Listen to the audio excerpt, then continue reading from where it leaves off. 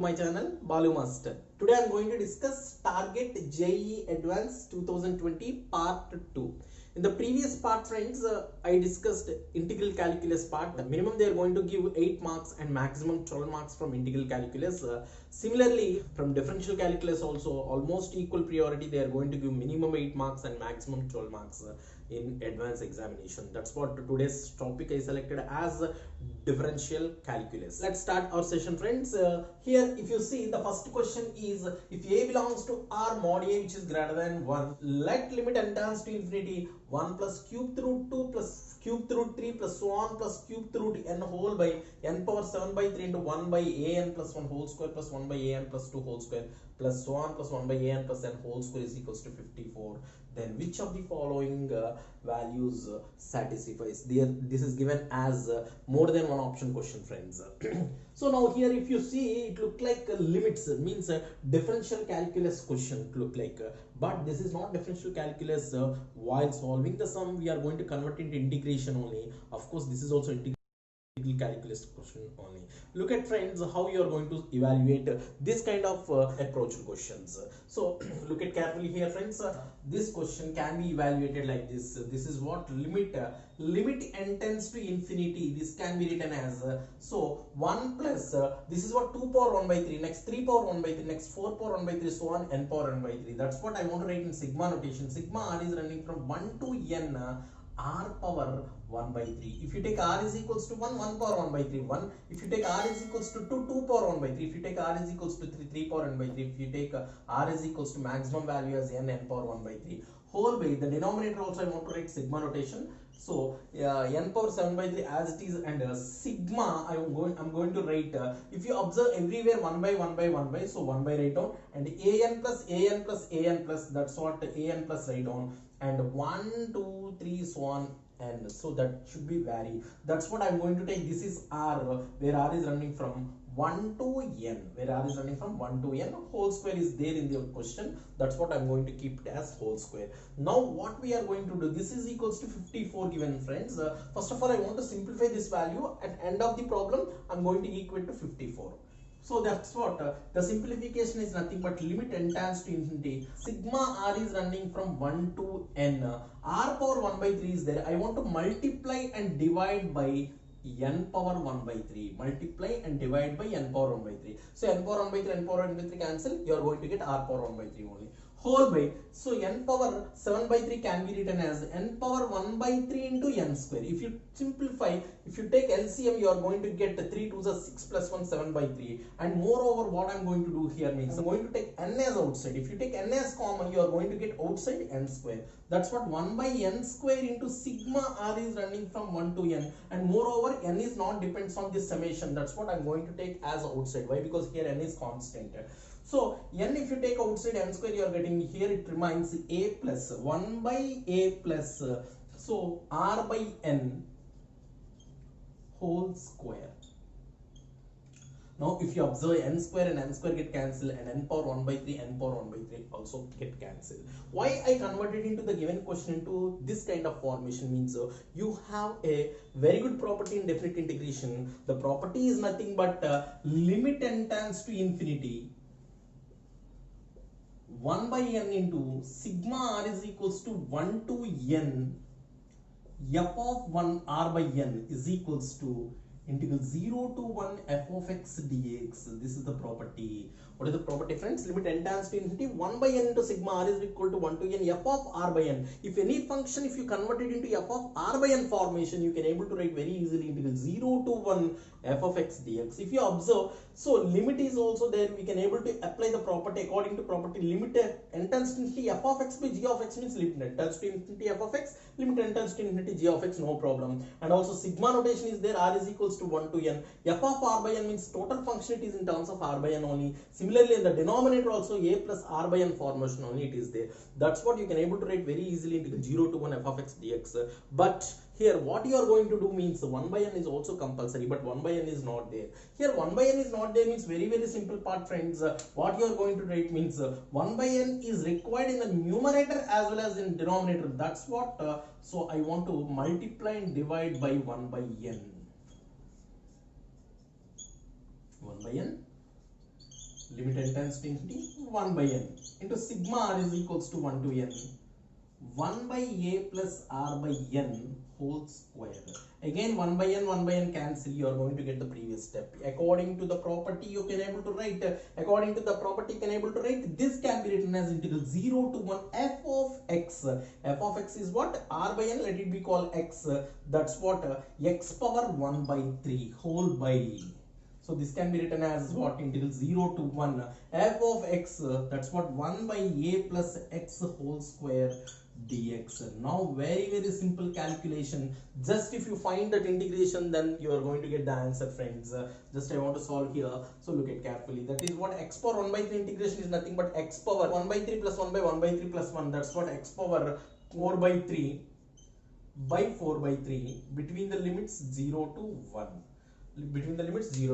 Next, coming to next one, integral, the denominator can be written as 1 by ax plus a plus x whole power 2. That's what? A plus x whole power minus 2. So that integration is nothing but a plus x whole power minus 1 by minus 1. So that's what? You can able to write 1 by a plus x whole power 1 with minus between the limits 0 to 1. Now if you substitute here 3 by 4 times of 1 power 4 by 3, 1 0 power anything 1 0 whole by, this can be written as, if you substitute upper limit here minus 1 by a plus 1, lower limit if you substitute minus of minus plus 1 by a, then if you simplify you are going to get 3 by 4 times of, if you take LCM, minus a plus 1, that's what? 1 by a into a plus 1. This result it is given. This simplification is nothing but what? This is equals to, so 3a into a plus 1 whole by 4 is equals to given as 54. This can be written as, which implies, so let us go for simplification. 3 1s are cancel, 3 18s are, then a into a plus 1 is equals to 2. To 72. In this equation, from the given values, a values only they are asking, substitute the values which option satisfies, that is the correct answer. If you take a value minus 9 plus 1 minus 8, you are getting 72. As well as if you take 8 and 8 into 9 is equals to 8 plus 1 is equals to 9, then 8 into 9 is also 72. That's what? So first option and fourth option both will be satisfied. That's what?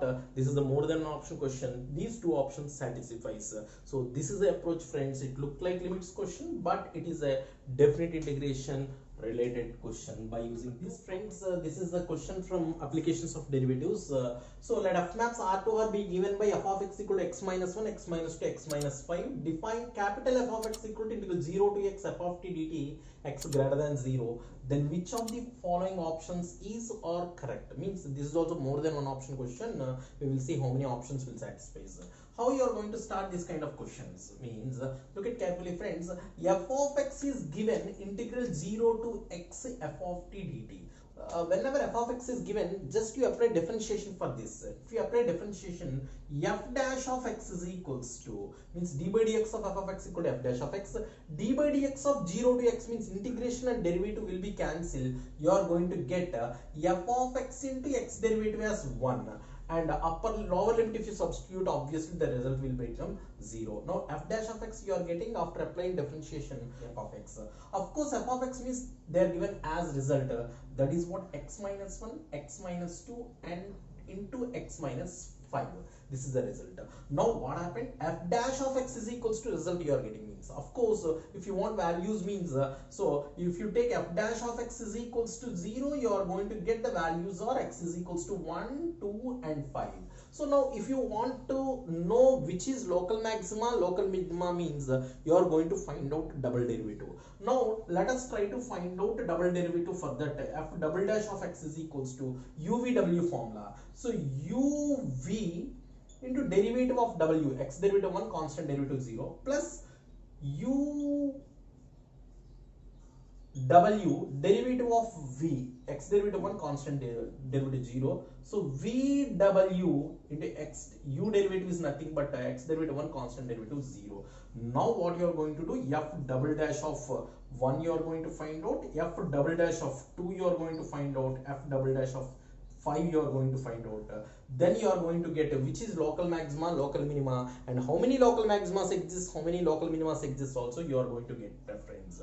So if you take x as 1, 1 minus 1, 0, this quantity is 0, this quantity is 0. If you take 1, 1 minus 2, negative, 1 minus 5, negative, negative into negative, positive. Just you know whether it is positive quantity or negative quantity is enough. That quantity, how much it is not necessary for you. If you take as 2, 2 minus 2, 0, this quantity, 2 minus 1, positive, 2 minus 5, negative. So 2 minus 2 is 0. That's what negative is, this quantity. If you take 5, 5 minus 1, positive, 5 minus 2, positive. This quantity is positive. If you take 5, this is 0. If you take 5, this is also 0. This quantity also positive. So positive means which is greater than 0, which is less than 0, and which is greater than 0. How many local maximas exist means, so f double dash of x which is greater than 0 means local minima, means 2 local minimas exist.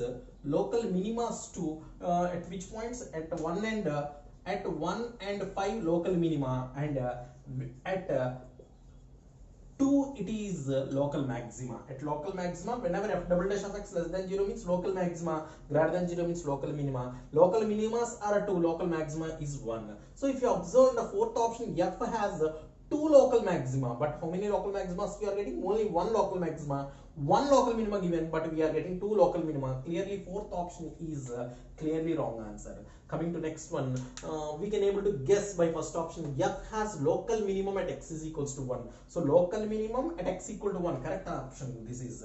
And also f has local maxima at x equal to 2 given. That's what second option also correct answer. Whether third option right or wrong, we are going to check it.